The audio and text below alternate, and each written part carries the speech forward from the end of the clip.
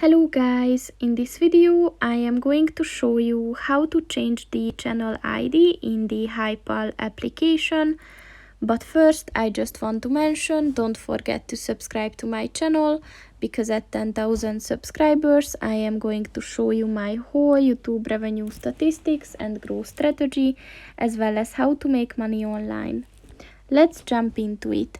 First of all, open the application on your phone.